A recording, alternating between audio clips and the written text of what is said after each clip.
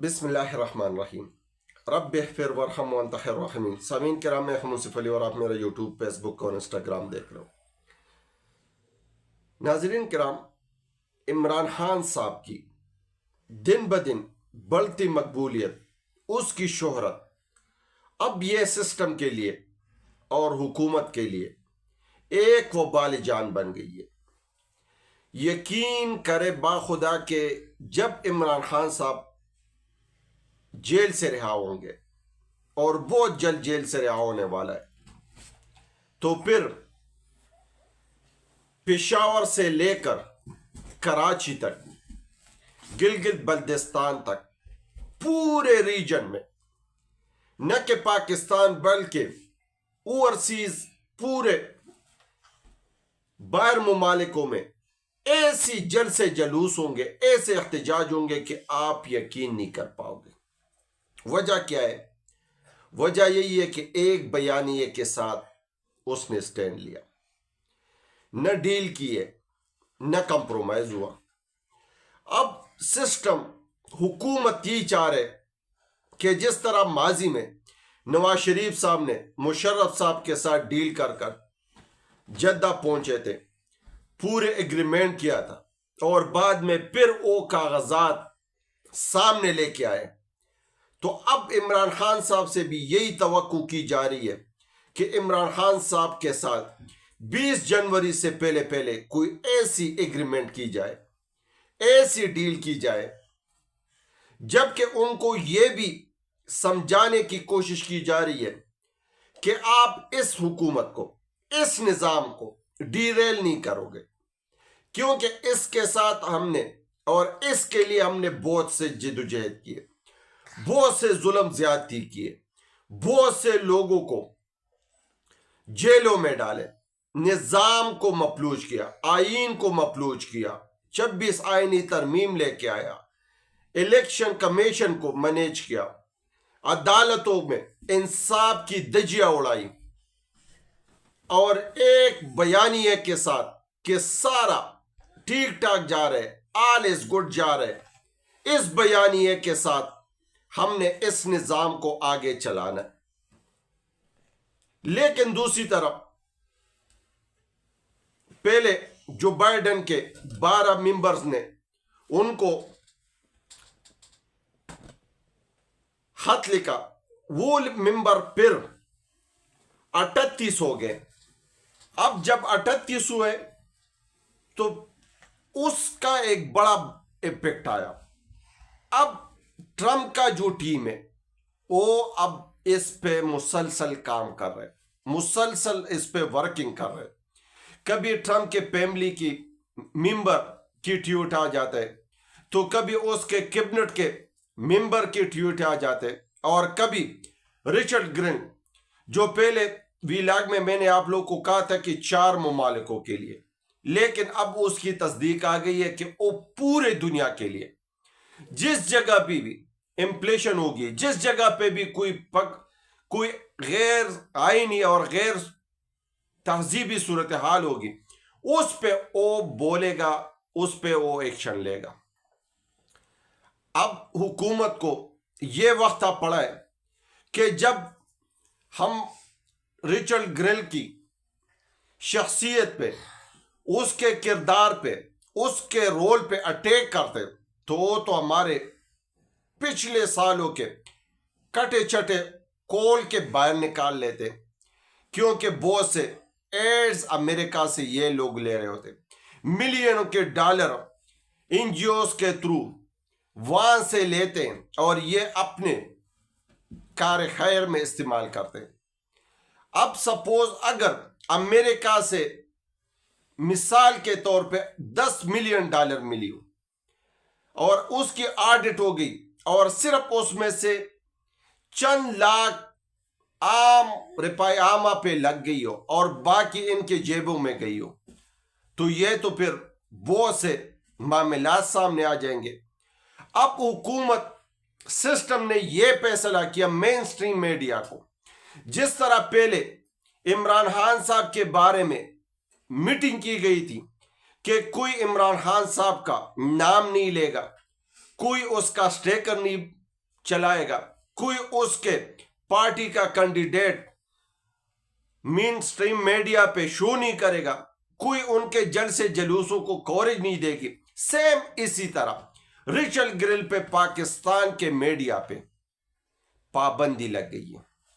اس کی کوئی بات نہیں کرے گا, اس پہ کوئی کمنٹس نہیں کرے گا, اس کی بات کا کوئی جواب نہیں دے گا, کیونکہ شیری مزاری صاحب نے جواب دیا تو اس کے کٹے چٹے سارے کھل گئے. وسیم بادامی صاحب جو ARY کا اینکر ہے, اس نے کچھ ایسے سوالات کیے تو حتیٰ ان کو بھی ٹیچ کر دیا کہ آپ تو مجھے صحافی لگ رہے, لیکن آپ جس حساب سے کوشچن کر رہے تو یہ صحافت کے بالکل منافی ہے. اب خواجہ آصف صاحب نے یہاں تک کہا کہ یہ 15 دنوں کے اندر یہ معاملات یکدم کس طرح چینج ہو رہے, کیونکہ خواجہ صاحب کو پتہ ہے کہ سیال کوٹ میں اس کی اپوزیشن جو ہے OPTI ہے, کئی سالوں سے چل کے وہ جیت کے آ رہے, MNA وہاں سے بن کے آ رہے. اب کچھ سالوں سے اس کو رکاوٹ کا سامنا ہے. اب اس کو اپنی سیاست کو دوام دینے کے لیے ایسے اقدام کرنے پڑ رہے, کیونکہ اس الیکشن میں بھی وہ ہار رہا تھا, اور پھر باجوہ اس سے پہلے جو الیکشن تھا 2013 کا, اس میں بھی وہ خواجہ آصف صاحب ہار رہا تھا, اور پھر اس نے باجوہ صاحب کو فون کر کے اور پھر اس کو جتوایا گیا. اور سیم اسی کنڈیشن میں پھر وہ اسی الیکشن میں 8 فروری کے الیکشن میں وہ ہار رہا تھا, اور پھر PAM 47 کے ذریعے پھر ان کو جیتوایا. اب اس کو اپنی سیاست کو دوام دینے. لیکن دوسری طرف اگر دوسرے خواجہ صاحب کی بات کی, خواجہ سعد رفیق صاحب کی, وہ جب بھی اپنے والد کے برسی پہ یا ایسی کوئی پروگرام ہوتے تو اس پہ وہ سچ اگلنا شروع کر دیتے. آج تو اس نے ایک اہم انکشاف سے پردہ چاک کر دیا. اس نے کہا کہ مجھے عمران خان صاحب نے جیل میں نہیں ڈالا تھا, مجھے باجوہ صاحب نے, ثاقب نثار صاحب نے جیل میں ڈالا تھا. عمران خان صاحب سے میری سیاسی اختلافات ہیں, لیکن عمران خان صاحب سے میری اور کوئی خلپش نہیں ہے. عمران خان صاحب ایک منجا ہوا سیاستدان ہے, اور بہت سے لوگوں کو اس نے سیاست سکھائی ہے. 8 فروری کا الیکشن ہمیں نہیں لینا چاہیے تھا, ہمیں حکومت میں نہیں بٹھانا چاہیے تھا, اور سیم یہی سٹیٹمنٹ, یہ انکشاف جاوید لطیف صاحب بھی بار بار کر چکے کہ ہمیں زبردستی بٹھایا, ہمیں زبردستی ڈرائیور سیٹ پہ بٹھایا, اور پھر ہم سے وہ کچھ کیا جو نہ کرنے والے تھے اور نہ کروانے والے تھے. اب سامعین کرام, صرف پاکستان کی بات نہیں, یہ تو عمران خان صاحب کی رہائی کے ساتھ پورے ریجن میں نظام چینج ہو جائے گا. اب پنڈی وفاق اس رہائی سے پریشان ہے کہ اتنی مقبولیت کا ہم سامنا کس طرح کریں گے جب عمران خان صاحب باریں گے. اس کے جلسوں جلوسوں میں یہ نعرے کس نوعیت کے لگیں گے. مجھے تو لگ رہا ہے کہ وہ اڈیالہ جیل سے بنیگالہ تک ایک دن میں بھی نہیں پہنچ پائیں گے. یہ فکر لاحق ہے. اب پیس 7 کے لیے دن توڑے, آگے ٹرمپ کا حلبرداری ہے, آگے انٹرنیشنل ممالکوں کی پریشر دن بدن بڑھتی جا رہی ہے, اور اندر سے گواہیاں آنا شروع ہو گئی ہے. حتیٰ عمران خان صاحب کے اپوزیشن, عمران خان صاحب کے صحیح ناقدین, ابھی وہ لوگ بھی سچ اگلنا شروع ہو گئے.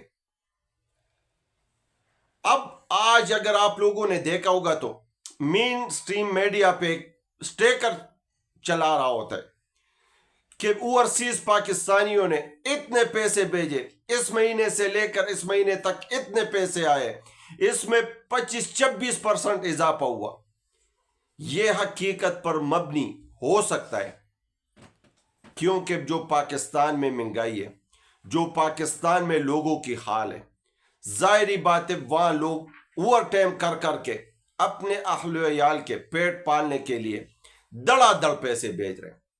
لیکن دوسری طرف عمران خان صاحب نے صرف اس کو سلو ڈاؤن کیا, اس کو ابھی تک پوسٹ پون نہیں کیا, اس کو ملتوی نہیں کیا.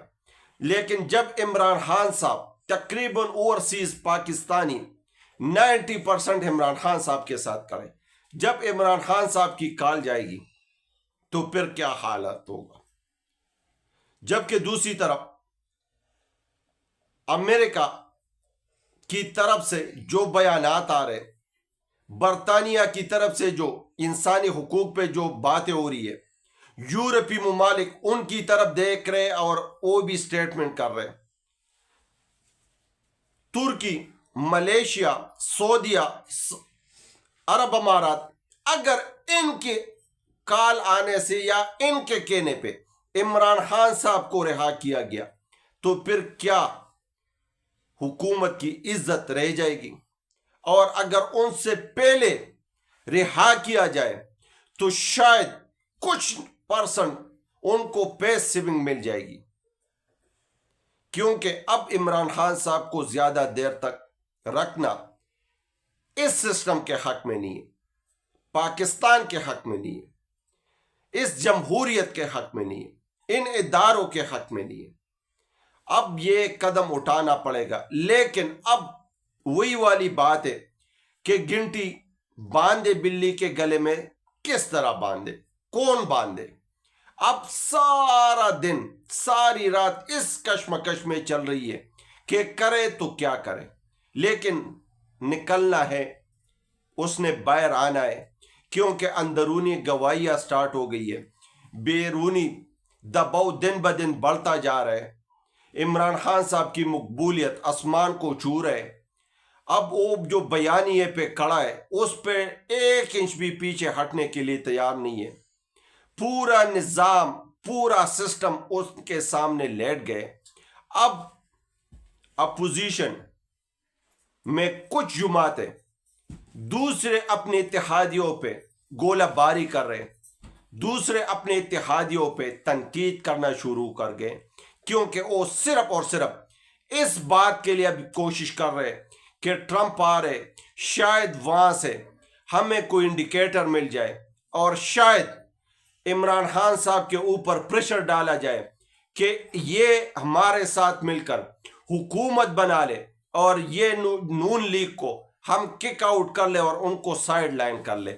لیکن تجزیہ نگار, سیاستدان, سارے لوگ اس بات پہ غور فکر کر رہے اور باس کر رہے. اگر عمران خان صاحب پیپل پارٹی کے ساتھ گئے, بلاول زرداری کے ساتھ گئے, تو شاید یہ ان کی سیاسی موت ہوگی. اور شاید عمران خان صاحب بھی اتنے کچے کھلاڑی نہیں ہے, وہ 9 بال پہ 6 لگا سکتے لیکن 9 بال پہ آؤٹ نہیں ہو سکتا. یہ تو آنے والا وقت بتائے گا, آنے والے حالات بتائیں گے. لیکن جو بھی ہو, جس طرح بھی ہو, ہر پاکستانی کا دل پاکستان کے لیے دھڑکتا ہے, پاکستان کے آئین کے لیے دھڑکتا ہے, پاکستان کے اداروں کے لیے دھڑکتا ہے. کیونکہ جو حالات بنے ہوئے, جو دہشت گردی کا ماحول بنا ہوا ہے, قرم ایجنسی میں جو حالات بنے ہوئے, اور KPK میں خاص طور پہ ہمارے پڑوسی ممالک کے ساتھ جو حالات ہیں, یہ کسی سے ڈکی چھپی نہیں ہے. اور غاصب لوگ, ہمارے اغیار لوگ, پاکستان کے دشمن لوگ اس طاق میں بیٹھے ہوئے کہ یہ آپس میں لڑے, یہ آپس میں مشت گریوان ہو اور ہم اسی موقع سے پیدا اٹھائے. اللہ نہ کرے کہ پاکستان پہ ایسے حالات آ جائے. اگر آ جائے تو پاکستان کا بچہ اپنے ایجنسیوں کے ساتھ, اپنے بل کے ساتھ, اپنے اداروں کے ساتھ شانہ بشانہ لڑنے کے لیے بھی تیار ہے اور کڑا ہونے کے لیے بھی تیار ہے. لیکن شرط یہی ہے کہ یہ لوگ بھی ہوش کے ناؤن لے اور نظام کو سیدھا چلنے دے. اپنے دائرے کار میں رہ کر ہر پاکستانی پاکستان کے لیے دن رات ایک کر لے, تو پاکستان وہ دن دور نہیں ہوگا کہ دن دگنی رات چگنی ترقی کرے گا اور ہر بندے کے زبان پہ ایک ہی آواز ہوگا, پاکستان زندہ باد, پاکستان پائندہ باد.